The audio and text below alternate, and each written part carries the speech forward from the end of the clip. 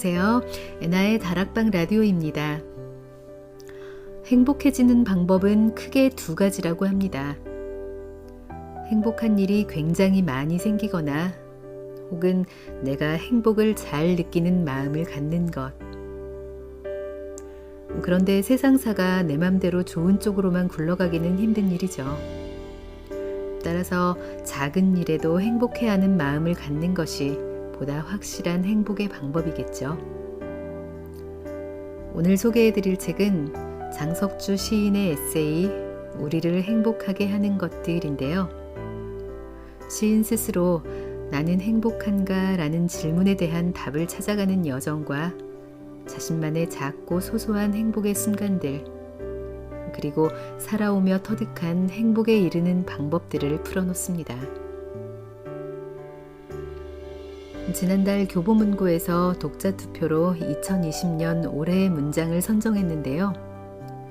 바로 이 책에 담긴 한 문장, 행복은 늘 작고 단순한 것 속에 있다가 최다 득표로 선정되었다고 합니다. 여러분도 작고 단순한 것들 속에서 더 자주 행복을 발견하시길 바랍니다. 이 책은 두 번에 걸쳐 소개해 드릴 텐데요. 먼저 오늘은 서문, 그리고 본문 중에서 행복이란 대체 무엇인가에 대한 시인의 사유가 담긴 글 읽어드리겠습니다. 그럼 오늘도 끝까지 편안하게 들어주세요.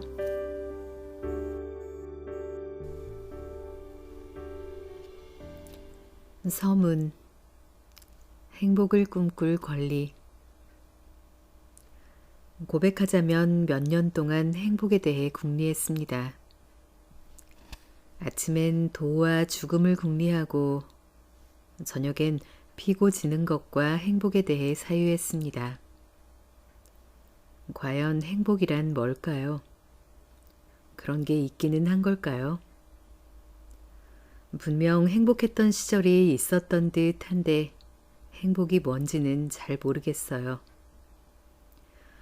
영원이나 무한히 그렇듯이 행복은 그 실체를 손으로 쥐고 감촉할 수 없는 추상성과 비밀의 영역에 있습니다. 어쩌면 우리 내면에 웅크린 불행은 외부의 불행에 대한 반향의 결과겠지요. 젊었을 땐 백수로 떠돌았기에 삶이 내내 누추했어요. 남들이 가진 것을 갖지 못해서 불행하다는 생각에 빠졌죠. 남들이 누리는 것을 누리지 못하니 불행했습니다.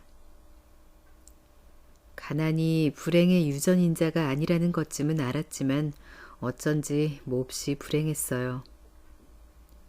내 꿈이 꺾인 건 가난 탓이라고 단정했습니다만 세월이 지난 뒤 돌이켜보니 가난만이 꼭 불행의 원인은 아니라는 생각이 듭니다. 살면서 이상하게도 불행에 대한 감수성만 키운 듯 합니다. 왜 그랬을까요? 행복의 덧없음 때문이었을까요? 알 수가 없습니다. 분명한 것은 행복보다는 불행에 대한 감수성이 더 잘 발달하고 그것이 어느덧 내면 기질로 고착되었다는 사실이죠. 우리를 불행으로 내몬 것은 부재와 상실의 실감이 여러 겹으로 누적된 탓이 아닐까요? 돈이 없어 접었던 꿈들, 배고픔, 죽음과 이별, 나를 스쳐간 많은 기회들. 하지만 불행이 나를 시인으로 키웠어요. 행복했더라면 시 따위는 거들떠보지도 않았겠죠. 불행 앞에서 스스로를 낮추고 불행을 겪는 가운데 타인의 고통에 대한 공감 능력도 커졌어요.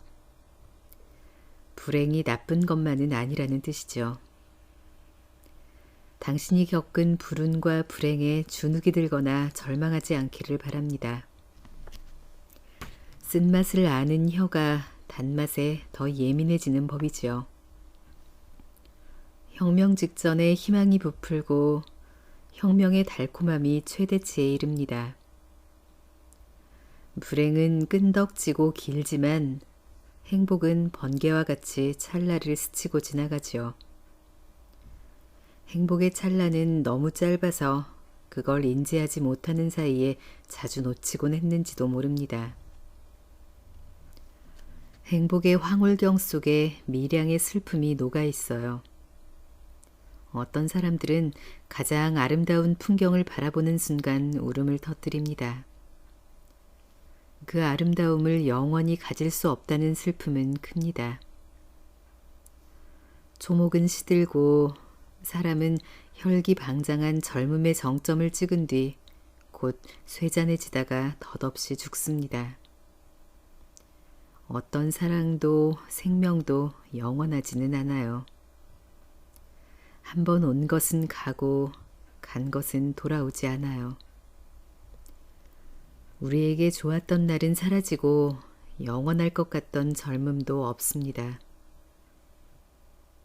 세월이 흐르면서 사람들은 하나씩 떠나고 남은 것은 쓰디쓴 회한과 안타까움, 상실과 부재의 고통, 사라진 것에 대한 서글픈 그리움과 혼자 남은 자의 뼛속까지 사무치는 고독뿐입니다. 어떻게 살아야 잘 사는 것일까요? 우리에게는 행복을 꿈꿀 권리와 함께 행복할 의무도 있습니다. 우리가 열심히 일하는 것도 다 행복을 거머쥐려는 열망 때문이 아닐까요? 행복은 잉여 가치가 아니라 필요 가치지요. 사실 행복과 불행 사이에는 아무 인과관계도 없습니다. 다만 둘은 불과 얼음 같은 관계겠지요. 많은 이들이 불행을 회피한 결과로 행복이 주어지는 게 아님을 이해하지 못합니다. 그러면서 사람들은 불행을 회피하는 데 시간과 돈을 다 써버려서 정작 행복을 위한 대가를 지불해야 하는 순간 아무것도 할 수 없는 불능 상태에 빠집니다. 불행한 이들은 결핍 탓에 불행해지는 거라고 굳게 믿습니다. 그 결핍을 채우려고 죽자 살자 매달린다는 게 그 증거죠. 복어독은 사람 목숨을 앗아갈 만큼 치명적이지만 인류 요리사는 복어회의 풍미를 돋우려고 극미량의 독을 남긴답니다. 마찬가지로 약간의 우울감을 곁들여야 행복의 양감이 분명해집니다. 완벽한 행복이란 차라리 불행이 아닐까요? 행복을 실감하려고 일부러 우울해질 필요는 없겠지만 부족한 듯한 행복을 살펴 누릴 줄 알아야 합니다. 어린 시절 알았던 감기처럼 가벼운 병, 며칠 집을 비웠던 어머니의 귀환, 어린 이마를 짚던 어머니 손의 차디찬 감촉, 어린 살구나무 가지마다 찬란하게 피었던 분홍색 꽃, 뽕나무 가지에 익어 다닥다닥 매달린 오디, 담장 밑에 돋는 작약의 나날이 푸르러지는 버드나무, 앞산에서 한가로이 우는 뻐꾹새 울음소리조차도 우리를 행복하게 할 수 있습니다. 누군가는 불행하고 누군가는 행복하다고 말합니다. 그런데 비슷한 처지면서도 자기가 불행하다고 믿는 사람은 불행해 보이고 행복하다고 웃는 사람은 정말 행복해 보입니다. 행복과 불행은 그가 처한 현실의 차이가 만드는 게 아니라는 뜻이지요. 같은 현실 속에서 불행의 냄새를 맡는 자는 불행하고 행복의 기미를 찾아서 그걸 향유하는 사람은 행복한 것입니다. 밝은 태양이 공중에서 빛나고 그 아래 갖가지 꽃이 피고 새가 지저귀며 가끔은 비온 뒤 무지개도 뜨는 지금 이 순간, 당신이 행복하지 않다면 나도 행복할 수 없습니다. 부디 마음에 눌린 데를 펴고 더 밝고 더 크게 웃기를. 행복해서 웃는 것이 아니라 웃어서 더 행복해진다는 사실을 잊지 말기를 바랍니다. 당신이 행복하게 웃는다면 나도 함께 행복하게 웃을 수가 있습니다. 2019년 초여름 파주에서 장석주.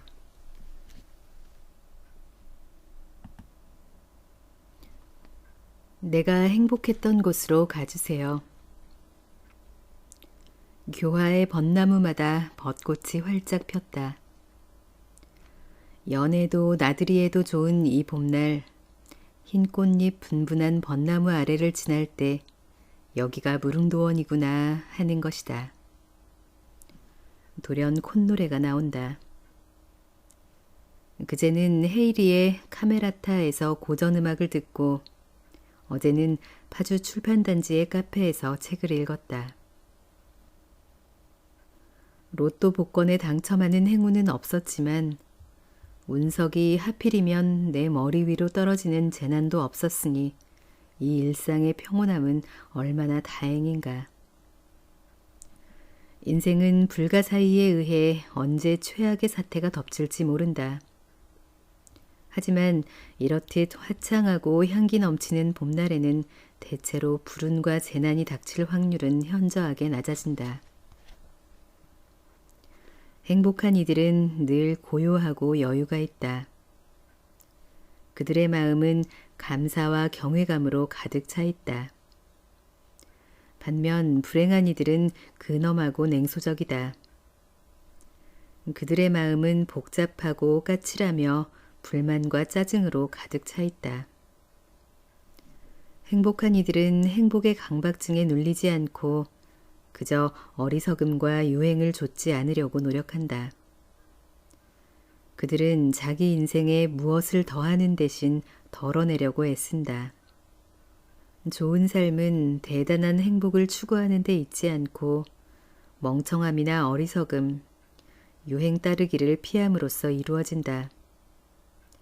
무언가를 더 많이 하는 것이 삶을 풍성하게 만드는 것이 아니라 하지 않는 것, 절제하는 것이 삶을 풍성하게 만든다.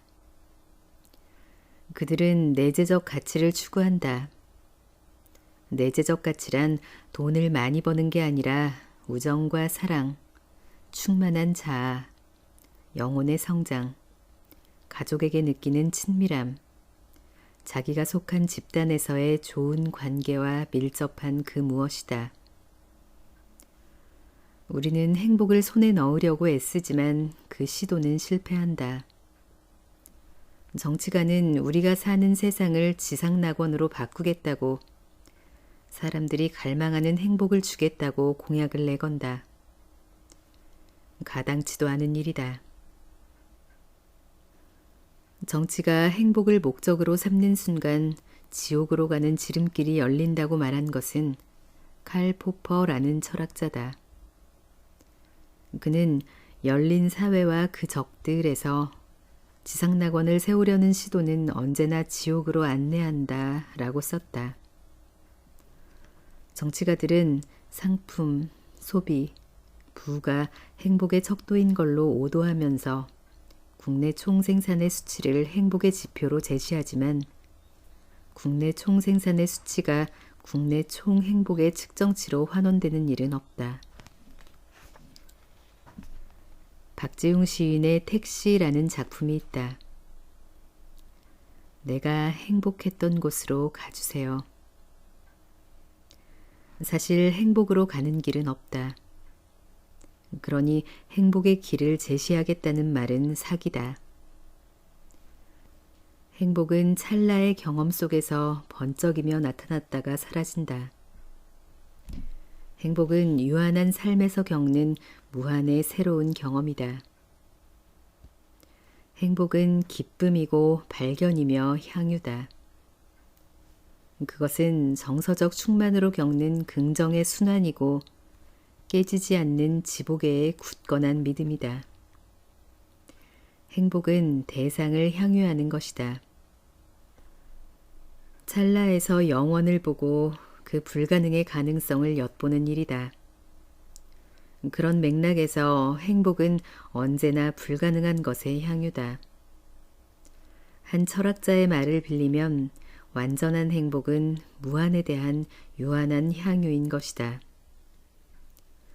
무한은 유한성이라는 시간에 갇힌 인간에게는 실현되지 않는 혹은 실현될 수 없는 불가능한 것으로 애초에 형체도 실체도 없다. 무한은 인간의 경험 저편의 신기루처럼 떠있다.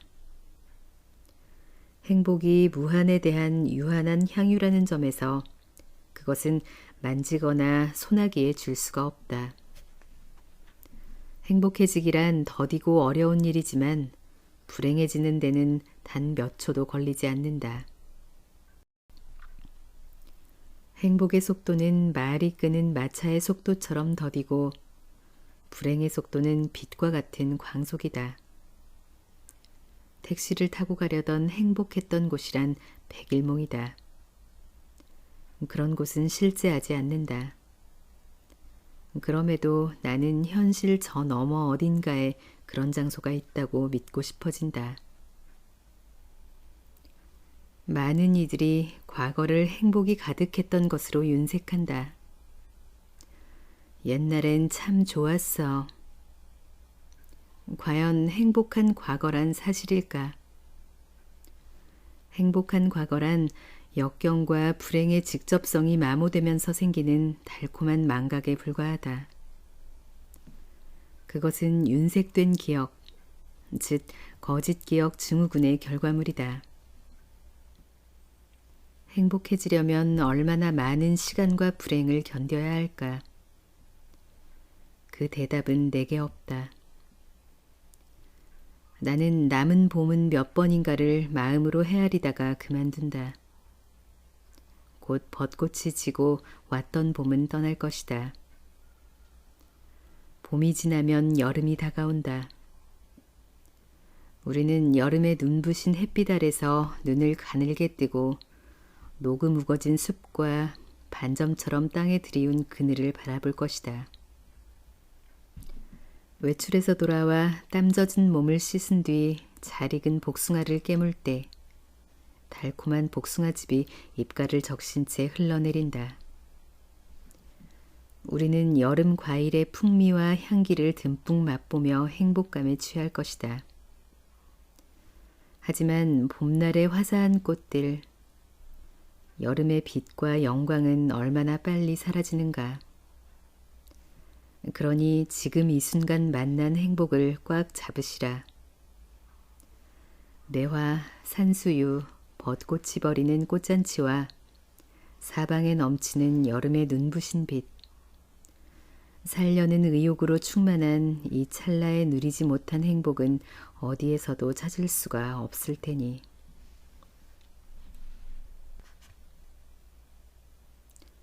웃고 슬퍼하며 노래하라. 과거에 견주자면 사소하고 확실한 행복을 찾으려는 삶의 태도는 최근 주목할 만한 흐름을 이루는 듯 보인다. 이것은 공허한 행복이 아니라 손에 쥐고 실감할 수 있는 행복에 제 삶을 비끄러매려는 태도와 연관된다. 영화 꾸페시의 행복 여행은 사소하고 확실한 행복을 보여준다. 감독 피터 첼섬은 행복의 비밀을 풀기 위해 여행을 떠나는 한 정신과 의사를 통해 동화 같은 행복론을 펼쳐낸다.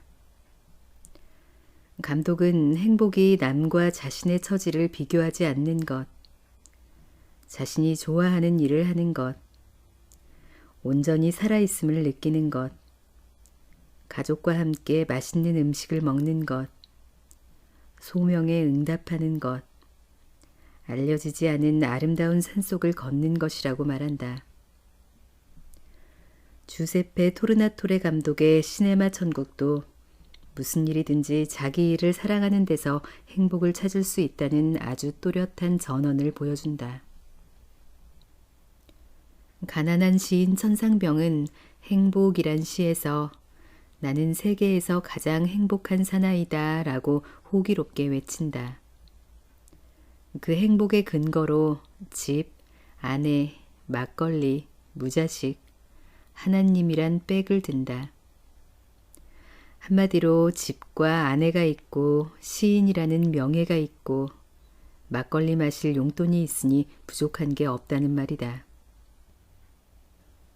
어쩌면 누구보다 더 참담한 불행의 조건에 처해진 시인의 입에서 터져나온 말이니 동양적 자족의 철학에 바탕을 둔 초긍정주의 행복론은 기이한 감동을 남긴다. 삶은 행복보다는 견뎌야 할 것, 늘 초극을 재촉하는 그 무엇이다. 우리 삶을 직조하는 시실과 날실은 불행과 슬픔이다. 우리는 늘 삶이 펼쳐놓은 비극과 불행에 맞서 싸운다.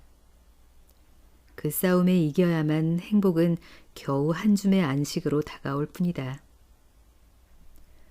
러시아의 대문호 톨스토이가 쓴 안나 카레니나의 행복한 가정은 고만고만하지만 무릇 불행한 가정은 나름나름으로 불행하다 라는 첫 문장은 널리 알려져 있다. 이 문장은 모든 행복과 불행이 가정에서 비롯된다는 중요한 암시를 함축하고 있다. 단란한 가정은 험한 폭풍우 치는 세상의 유일한 피난처이자 안식처이다. 불행을 안고 있는 가정에서는 행복할 수 없다. 사랑은 음습하고 사악한 불행의 그림자를 물리친다. 그런 까닭에 사랑으로 이룬 가정은 지상천국이다. 행복은 물질적 형편의 문제가 아니라 사소한 것 속에서 느끼고 향유하는 능력의 깃대는 무엇이다. 살아있음 자체에서 순수한 기쁨을 느끼고 그것이 지속되리라는 신뢰 속에서 만끽하는 감정이다. 행복은 늘 작고 단순한 것 속에 있다.